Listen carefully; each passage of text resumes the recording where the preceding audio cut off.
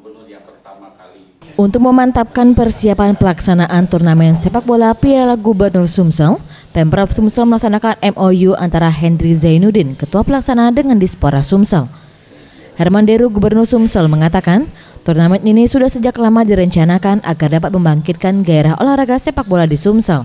Ditambah dengan program pembinaan berkelanjutan agar bakat para pesepak bola yang berada di desa dapat tampil di permukaan dan terlihat untuk diasah dan dibina menjadi pemain profesional.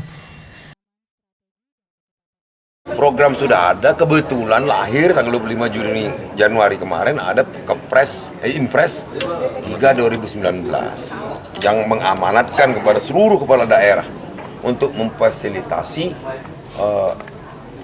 persepak bolaan dari semua tingkatan, gubernur wilayah provinsi, kabupaten kota, wilayah kabupaten dan kota.